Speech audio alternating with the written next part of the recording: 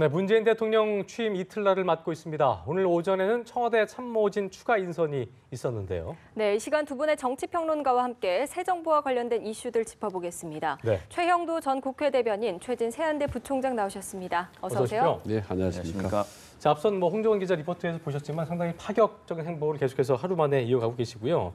오늘 오전에 있었던 문재인 정부 초대 청와대 참모진 인선 얘기를 좀 먼저 해보겠습니다. 관심을 가졌던 민정수석의 조국 서울대 법학전문대학원 교수가 임명이 됐습니다. 앞선 정부들에서는 모두 검사 출신이 기용됐다는 점에서 비검찰 출신의 기용 상당히 파격적이라고 할 수 있을 텐데요. 일단 그동안 제기되었던 어떤 사정 기관에 대한 개혁 의지, 문 대통령의 그런 의지가 반영됐다고 봐야 될까요? 어떻게 좀 볼 수 있을까요? 네, 그렇습니다. 우선 검찰 개혁의 의지가 강력하게 반영됐다고 봐야겠습니다. 이 새로 임명된 조국 민정수석의 경우는 대학 3학년 때, 서울대 3학년 때 본인은 이제 시험을 보지 않겠다, 사법시험을 보지 않고 그렇게 이야기를 했는데 지금 서울법대 출신이고 다 법조 인맥이 있겠습니다만 주로 이제 재야 인권 쪽으로 일을 해왔기 때문에 현재 검찰의 주류 인사들과는 이 상당히 거리가 있습니다. 그리고 공직자 비리 수사처라든가 검찰 개혁, 또 검경 수사권 문초정 문제 이런 문제를 통해서 검찰 개혁의 의지를 강력하게 비친 것이고요. 원래 이제 민정수석이라는 건 사실 민정이라는 게 영어로는 civil affairs라고 네. 사실 사람들의 여론과 민심을 탐지하는 것입니다. 그래서 그걸 전하는 그 자리인데 이전에 뜻밖에도 그 군부 독재 시절에 근데 전두환 정권 때는 육사 출신들이 했습니다. 그 김용갑 이런 분들이 하셨는데 나중에 국회의원 하셨습니다만 상당히 그 당시에 가감 없이 시중의 여론을 전했다 이렇게 지금 알려지고 있습니다. 예, 그런 역할들을 이제 더 충실할 것 같고, 근데 그보다는 강력한 그 검찰 개혁의 의지를 강력하게 실었던 것 같고요. 네. 이 인물에 대해서는 이제 너무 좀 급진적인 거 아니냐라는 이런 우려가 있습니다만, 사실 이 개인적 배경을 따져 보면은 부산의 해광고등학교를 나왔는데 이게 박종철 지난 1987년에 남영동에서 고문으로 죽은 박종철 군의 그 대학 고등학교 선배이기도 합니다. 그리고 또한 이제 이런 인권이라든가 이런 진보적인 운동으로 나선 이유는 또 백태웅이라고 서울법대 81학번이자 부산 출신의 산업명 사건에 지금 하와이 대학 교수를 하고 있습니다만 이 백태웅 교수에도 영향이 있고요. 근데 이제 이분들 이 인맥에서 보자면은 그 백태웅 교수 같은 경우는 이제 이 상당히 조국 교수에 큰 영향을 미치는 사람이기 때문에 좀 배경 설명을 하자면은 뜻밖의 또 백태웅 교수는 2012년과 그 이전에 그 보수당에서 한나라당 이런 정당에서 발탁하려고 했던 인물입니다. 왜냐하면은 거기에는 정영근이라고 전에 의원이 있었는데 안기부에서 수사국장도 하고 이분이 이제 이 산업명 사건을 조사를 해보면서 뜻밖의 이 백태웅 교수가 굉장히 그 사람이 괜찮다, 좋다. 그래서 오히려 이런 사람을 과감하게 발탁하자. 그런 이야기 있었기 때문에 그래서 그 인맥에 지금 여러 가지 무료도 있고 합니다만 상당히 그 폭넓은 어떤 사고를 가진 것으로 봅니다. 그런데 지금 또 인권 문제에 대해서 강력한 만큼 인권에 대해서는 이제 과거 우리가 인권은 우리나라 대한민국 내 인권 문제를 제기하면서 북한 인권은 또 상당히 좀 터부시했던 이런 경향이 있었는데 이제 그런 문제에 대해서 오히려 새로운 어떤 기준을 제기할 것으로 보고요.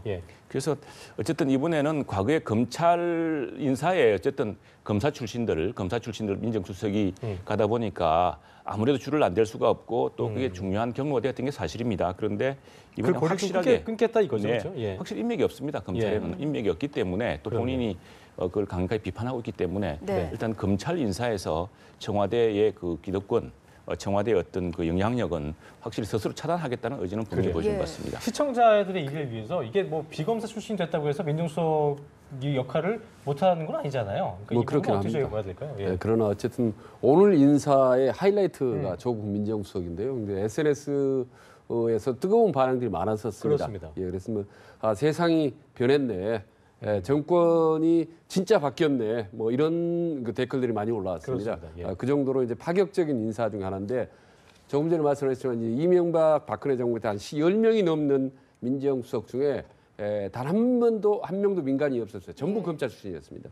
거기다가 이제 잘 아시다시피 박근혜 정부 5년, 4년 내내 정말 대한민국을 떠들썩하게 했던 민정수석, 우병우 이 부분에 대한 부정적인 인식이 강하지 않습니까?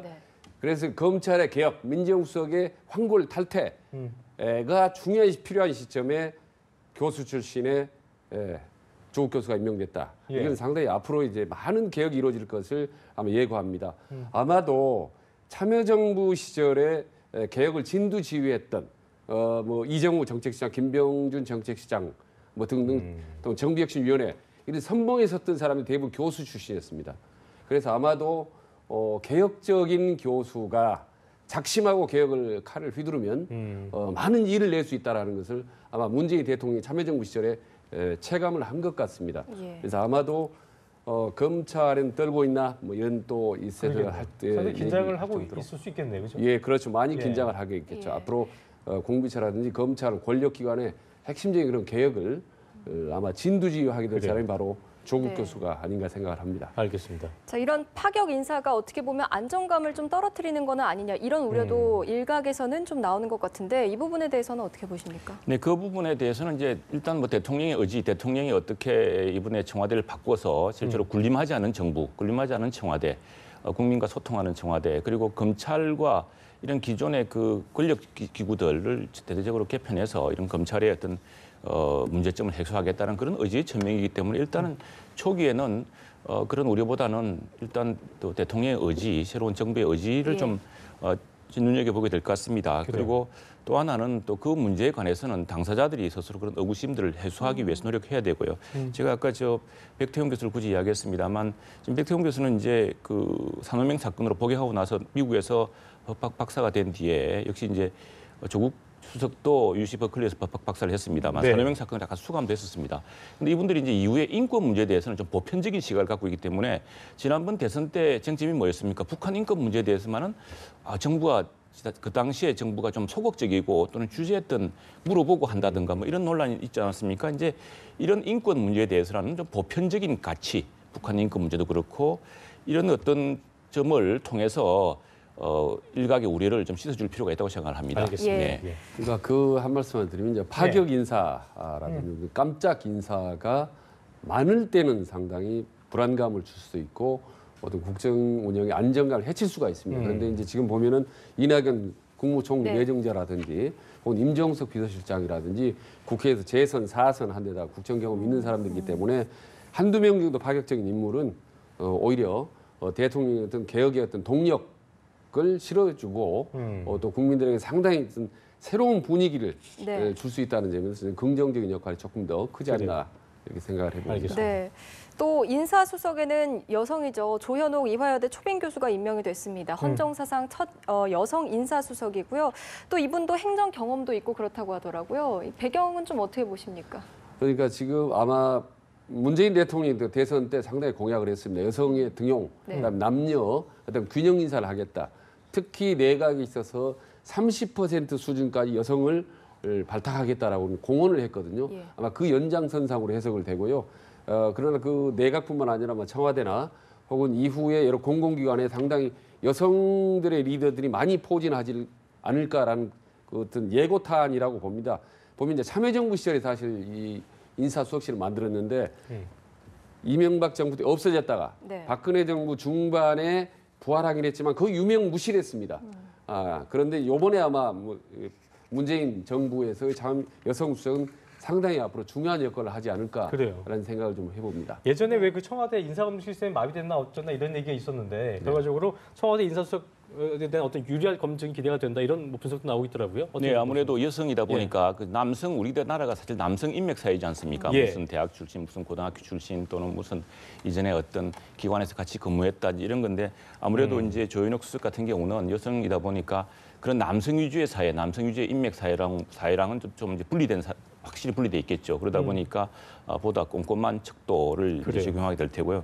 특히 이제 우리가 유리천장이라고 이야기합니다만 여성의 그 사회 진출에 공직 진출의 어떤 그 차별 이런 것들이 여전히 우리 사회의 문제지 않습니까? 이게 사실은 보수 정당, 진보 정당 관계없이 참 큰 고민이고 그래서 근데 뭐 지난 정부만 하더라도 여성 대통령이었습니다만 여성 수석이 2명이나 있었습니다.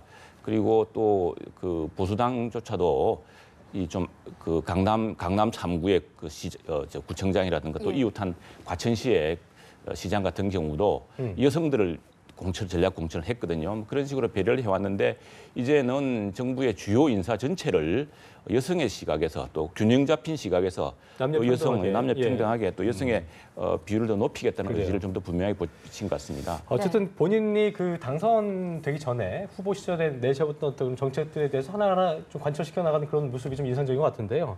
또 하나 눈여겨볼 게 뭐냐면 이제 대통령 최측근이 맡던 총무비서관에 이게 대통령 측근이 아닌 공무원이 기용이 됐다는 얘기죠. 이 정도 기재부 행정안전예산심의관 임명인데 이 부분도 좀 특이한 것 같습니다. 예, 아주 상당히 저도 개인적으로 좀 놀랍고 그랬는데요. 예. 대부분의 인사들이 사실 언론이 예측한 대로 맞았습니다. 그러니까 예측 가능한 그런 인사가 됐던 거죠. 그런데 총무비서관 같은 경우는 청와대 에서 비서실장 발표할 때 그때 알고 다들 이제 기자들이나 외부에서 깜짝 놀랐습니다만은 당초 이제 양정철 전 홍보기획 비서관 참여정부 시절에 했던 참모인데 이제 문재인 대통령하고 많이 최측근이 기용될 걸로 이제 예상이 됐었죠.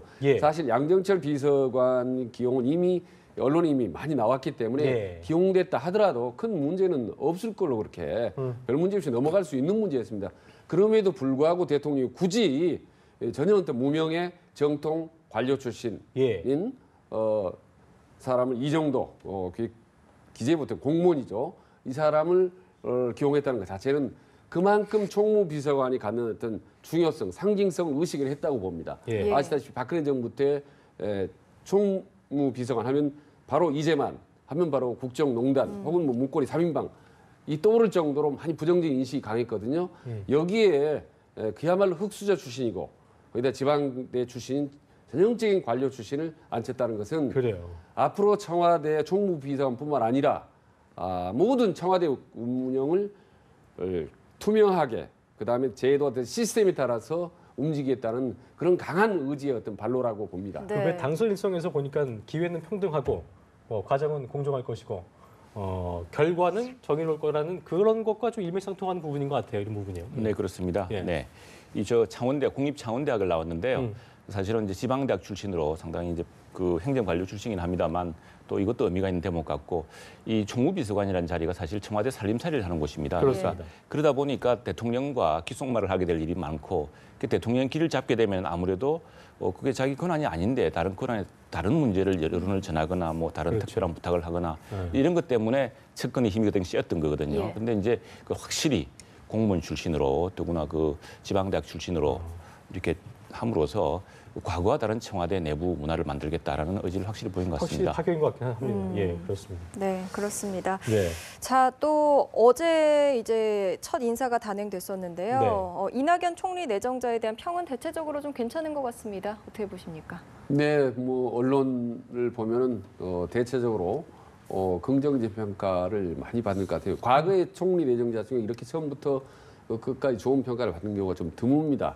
근데 보니까 아마 대통령의 입장에서는 양수 겸장의 카드를 노린 게 아닌가. 하나는 이제 호남 출신이라는 점을 의식한 거, 또 하나는 이제 언론 출신에다 4선 국회의원이었기 때문에 국회의원 소통이 원활한 사람이다라는 점, 이 두 가지를 고려해서 이제 등용을 한 건데 아마 앞으로 이제 총리가 업무를 본격적으로 하면 특히 의회와 관계가 좀 긴밀하게 이루어질 가능성이 높고 더구나 언론이 출선한 과정에서 이제 야당과 많은 인맥을 쌓아왔기 때문에 야당과 협치를 하는 그 역할도 같이 병행할 것으로 보입니다.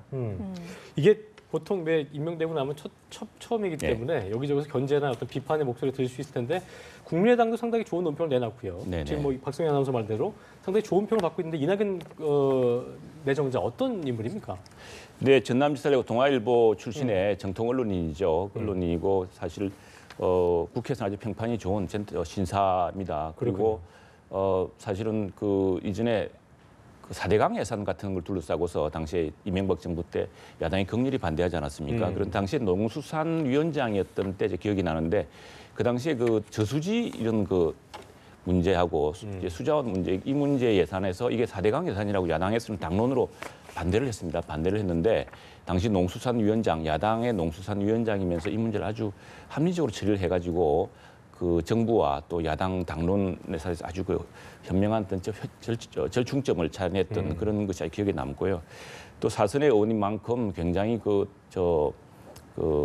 에다가 당 대변인 또 당선자 대변인 명 대변인이고 예, 역시 그 국정이라는 것은 말로 하는 것이고요. 또 정리된 언어를 하는 것이기 때문에 그런 문제에 아주 탁월한 재능을 가지고 있고 사실은 그 호남 총리라고 했습니다만 이낙연 지사는 한 번도 거명이 안 됐습니다. 그것도 상당히 놀라운 이번 인사에 좀 더 신선했던 그런 측면이 있는 것 같고요. 그래요. 이렇게 발탁을 하고 보니까 정말 묘수다라는 생각이 듭니다. 이게 사실 전남은 전남으로서는 어쨌든 국민의 당으로서는 이거 수긍하지 않을 수가 없죠.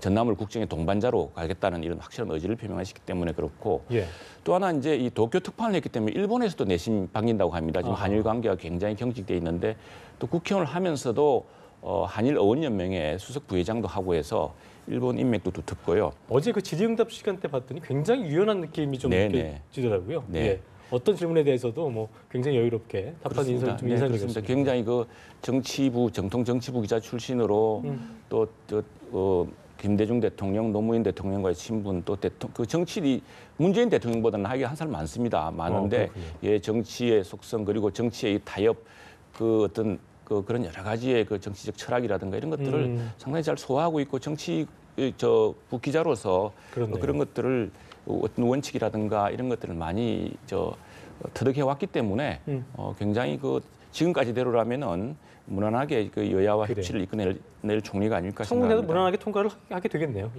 그렇겠죠. 그렇게 봐야 되겠죠. 네. 알겠습니다. 청와대가 이제 젊고 유능한 청와대를 좀 천명하는 것 같은데 임종석 비서실장을 좀 살펴보면요. 한국당에서 주사파 출신이 아니냐 이런 비판을 가했습니다. 여기에 대해서 이제 임종석 비서실장이 야당 또 국회와 더 잘 소통할 테니까 지켜봐달라 이런 답을 했거든요. 이 부분은 어떻게 보십니까? 네, 과거의 운동권 출신이라는 점인데요. 그러니까 1989년 노무현 정부 초기에 전대협이라고 유명한 운동권 전국적인 단위였죠. 학생들, 대학생 모임인데 거기에 이제 뭐 의장을 한 적이 있습니다만은 뭐 사실 많은 정치인들이 지금 과거에 운동권 경력이 있었죠. 근데 바로 경력이 없이 지금 중용이 됐다면 그런 많은 문제를 받을 수가 있죠. 비판을 받을 수도 있지만 뭐 아시다시피 세월이 많이 흐른 데다가 그동안에 국회의원 16대, 17대 국회의원도 2번 하고 또 서울시 정무부시장까지 지냈기 때문에 이미 그런 부분은 충분히 검증이 됐다고 보고요. 오히려 여야에 지금 과거 운동권 출신들이 그 국회의원들이 많습니다. 그래서 과거 운동권 경력이 오히려 더 그런 협치를 하고 같은 네트워킹을 하는데 더 아마 도움이 될 것 같다는 생각이 듭니다. 이제 뭐 제가 좀 보태고 싶은데 사실 80년대 학생 운동을 좀 정확하게 이해하지 않으면요 이 문제에 대해서는 좀 논란이 있을 수 있습니다. 우리가 종북 좌파라는 말을 우파가 만든 게 아닙니다. 이 운동권 내부에 굉장히 치열한 논쟁이 있었던 거거든요. 이번에 대선 토론에서 잠깐 나왔습니다만 사실 민주노동당 내부에서 이석기 같은 통합진보당 사람들이 사실 종북 좌파였습니다. 그 종북 좌파란 말을 우파 언론이 만들어낸 게 아니고 보수 언론이 만들어낸 게 아니고요. 이 운동권 내부의 치열한 논쟁 과정에서 만들어낸 말입니다. 그건 무슨 말이냐면은 운동권 내부에 스스로 이런 80년대 운동권 내부에 이런 어떤 스스로 이제 사상적 균형을 이루는 그런 어떤 과정이 있었다는 것이고요. 근데 이제 김영환 그리고 지금 국회의원인 하태경 이런 분들이 사실은 과거에 이제 주사파였습니다. 주사파였는데 실제로 김영환 씨 같은 경우는 북한에 가보고 김일성도 만났었어요. 근데 이게 아니다. 만나보니까 주체 사상이 아니다. 그래서 지금 대표적으로 이제 종북 좌파를 공격하고 종북 좌파의 미몽을 비판하고 이런 분들이고 그런 어떤 운동권의 세례 과정이 있었습니다. 그리고 또 하나는 그 임종석 의원이 이제 국회에서 이제 국회의원들은 두루 알고 있는데 16대, 17대 때 사실 그 당시에 이제 참여정부 시절이지 않았습니까? 그때 참여정부의 핵심 중에는 이제 국가보안법 폐지 같은 이런 논란을 그런 이제 주장을 했는데 그 당시에 그걸 개정으로 바꾸면서 그 당시에 카운터파트가 대검 검찰청 공안부장 출신의 최병국 의원이었습니다. 울산에 정보위원장까지 하시고 그 최병국 위원장과 이제 카운터파트를 하면서 국가보안법 문제에 대해서 보수 우파의 우려를 충분히 담아서 그 국가보안법을 개정안을 이끌어냈던 그런 인물입니다. 그래서 16대, 17대 국회의정 활동을 잘하는 인물들 같으면은 그 문제에 대해서는 크게 걱정하지 않을 것으로 생각합니다. 그래요. 알겠습니다. 임종석 비서실장의 의미가 지금 화면에 나옵니다만 젊어진 청와대의 의미가 상당히 크다라는 겁니다. 아마 제가 알기로도 역대 청와대는 가장 젊은 청와대인 것 같습니다. 지금 50대 초반이 비서실장을 했던 적이 거의 없거든요. 더구나 지금 박근혜 정부 초기부터 연달아 3명 청와대 수석이 전부 70대 아니었겠습니까? 그런데 완전히 함께 젊어진 거죠. 거기다가 지금 조국 민정수석, 윤영찬 홍보수석, 이정두 총무비서관 전부 50대 초반입니다. 네. 그래서 50대 초반들 젊은 층이 아무래도 더 직원에 유리하고 또 그럴까요? 현장 소통에 네. 아무래도 유리한 게 일반적이 않지 않습니까? 나이가 연세가 많은 분들이 직원을 한다는 기가 조금 쉽지 않거든요. 지금까지 공무원사회, 관료사회 특성상.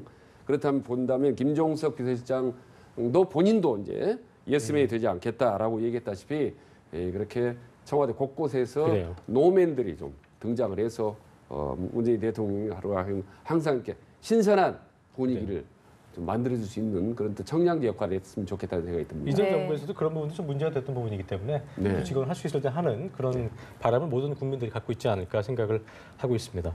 자, 문 대통령이 취임 첫날 정말 광폭 행보를 했는데요. 네. 어제 저녁에 집에 가서 홍은동 집에 가서 또 트럼프 대통령하고 전화 통화까지 했더라고요. 양국 정상 외교의 첫 걸음을 뗐고 시기가 언제가 될지 모르겠습니다만 다음 달 중으로 이달 중뭐 하여튼 근처에 얼마 가지 않아서 네. 될 거라는 예상이 나오고 있는데 일단 외교적으로 국내 정치적으로 어떤 의미가 좀 있는지 짚어주실까요? 그러니까 외국 문제 말씀 예. 그런 부분은 지금 아시다시피 국회 우리 대한민국에서 5개월 정도가 지금 대통령이 없는 상태가 지속되지 않습니까? 예. 그래서 한미 관계도 사실은 국정의 공백이나 다름없었습니다. 그동안에. 이 와중에 무슨 사드 문제가 계속적으로 속도를 내면서 어떻게 보면 국론의 분열 상태까지 오고 거기다가 또 나아가서 미국과 중국으로부터 우리가 협공을 받아 사실 새우 신세가 되다시피 했거든요. 예. 이런 상태를 하루빨리 돌파해야 되는 것이 이제 문재인 대통령의 첫 과제입니다. 근데 다행히 이제 전화하는 과정에서 서로 한미 동맹 관계를 재확인하고 또 하루빨리 미국을 방문해 줬으면 좋겠다라는 또 트럼프 대통령의 또 얘기가 있었고 또 그러면 우리도 곧바로 특사를 보내겠다라는 이런 얘기도 화답들이 오고 갔다. 그래서 긍정적인 신호가 나올 수고 있습니다. 근데 중국 같은 경우 보면은 지금 사드 문제에 대해서 다소 비판적이었던 문재인 정권이 들어서서 좀 뭐 환영한다 뭐 이런 반응도 보이고 있지만 이제는 대권 주자가 아니라 대통령이 됐기 때문에 문재인 대통령은 이제는 미국과 중국 사이에서 일종의 뭐 등거리 외교랄까 그렇게 아름다운 어떤 양면 전략 예. 이런 부분을 써서 국익을 최우선적으로 하는 그런 그 안보 정책을 펼이라고 생각을 합니다. 예. 말씀해 네, 어젯밤에 사실은 어제 첫날 행보로서 상당히 완벽한 그 활용 점정이랄까 이런 일정이었던 것 같습니다. 예. 그 트럼프 대통령이 Great Alliance라는 표현을 썼습니다. 위대한 동맹, 상당히 극찬에 가까운 이야기고 또 대통령을 최고의 예우로 초청하겠다고 했습니다. 만일 6월에 아주 이르긴 합니다만 6월에 가게 되면 전통적으로 6월은 6.25 전쟁이 있었던 달이고 미국도 이게 미모리얼 데이가 있는 상징성이 있네요. 상징들이 예. 그래서 만약 거기 같은 한미 동맹 그리고 문재인 대통령 누굽니까 그 원산에서 그 배 타고 내려왔던 그 피난민의 가족이거든요. 그게 사실은 참 국제시장의 무대 아닙니까 영화.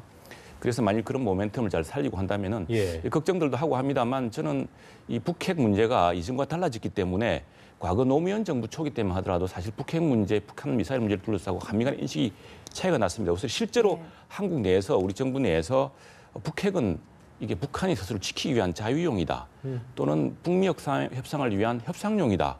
심지어 미사일 발사를 했는데 이걸 발사체라고 해가지고 반발을 사고 그랬거든요. 그런데 지금은 뭐 한국과 미국 그리고 중국 모두 다 지금 공존하는 것은 이 북한의 6차 핵실험이 일어나거나 예. 또는 한 번 더 이 미사일 실험이 일어나면 이건 바로 이제 미국 본토를 공격할 ICBM이고 이것은 미국의 이익뿐 아니라 전 세계의 그 불안 요인이고 중국도 이 점을 굉장히 심각하게 생각하고 있거든요. 그래서 우선 이 점에 대해서는 과거와 같은 인식 격차가 없기 때문에 저는 상당히 좋은 결과를 내줄 수 있을 거라고 봅니다. 그리고 또 하나는 이제 약간 이제 그림돌은 지난번에 그 사드 비용 문제 때문에 우리 김관진 그 안보실장이랑 저기 맥마스터 국가안보보좌관이랑 통화를 해서 그거는 원래 우리가 하게 한 대로 미국에서 부담하는 거다 이야기를 했는데 예. 미국발 외신을 보면은 트럼프 대통령이 맥마스터 실장을 아주 혼냈다 그래요.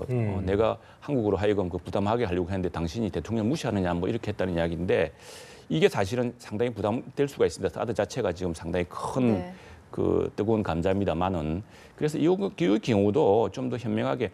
근데 저는 그 문재인 대통령이 이번에 대선 과정 중에 나왔던 야당 다른 후보들의 어떤 아이디어 중에서 근데 홍준표 후보가 내놓는 것 중에 하나가 셰일가스 아이디어가 있었습니다. 미국 셰일가스를 수입하면은 한미 FTA 간의 무역 격조를 또 해소할 수가 있습니다. 우리는 에너지를 지금 저 중동에서 수입하고 있는데 이걸 미국에 셰일가스 수입하면은 또 청정 에너지이기 때문에 우리 대기 오염 문제도 해결할 수가 있습니다. 그리고 미국을 하여금 여러 가지 그 지금 제일 나쁜 FTA라고 트럼프 대통령이 비난하는 이런 그 한미 무역 역조 문제도 해결할 수 있기 때문에 그런 뭔가 좀 참신한 아이디어를 특히 이제 경쟁자였던 후보가 제안했지만 그런 후보 그것이 굉장히 합리적이고 미국을 설득할 수 있는 좋은 제안이라면 그런 카드로 한번 한미 간의 큰 어떤 돌파구와 진짜 그 트럼프 대통령이 이야기했던 그레이트 얼라이언스를 한번 보여주는 것도 좋을 것 같습니다. 네. 제가 이 대목에서 잠깐 말씀드린 것이고는 이제 대선 과정에서 색깔론, 안보, 불안, 논란 이런 부분들이 많이 있지 그렇죠. 않습니까? 그러나 사실 좌파나 우파나 그 정파를 떠나서 누구든지 대통령이 되면 국가 안보를 최우선시 할 수밖에 없다라는 그래서 앞으로 이후에 또 다른 대선의 이런 과정에서는 더 이상 그런 어떤 불필요한 소모적인 근거가 없는 그런 안보 논란은 좀 사라졌으면 좋겠다는 말씀을 드리고 그리고 이제 앞으로 진보 정권이 대통령이 됐기 때문에 당장 부딪히는 문제가 사드의 어떤 비용 부담이라든지 한미 FDA 재협상 문제라든지 이런 부분은 미국 트럼프 정부가 일방적으로 밀어붙일 때 이제는 그걸 당당히 맞서서 국익을 내세워서 협상할 수 있는 그런 이제 주도적으로 좀 더. 새로운 형태의 외교 관계가 한미 관계가 형성이 되는 것이 그래요. 우리 국익이나 우리 국민을 위해서 바람직하지 않느냐 이런 생각을 합니다. 후보 시절 주장했던 것을 잘 관철할 수 있을지 저희가 관심 갖게 지켜봐야 될 것 같습니다. 네, 예. 오늘 말씀 여기까지 듣겠습니다. 네. 두 분 고맙습니다. 고맙습니다.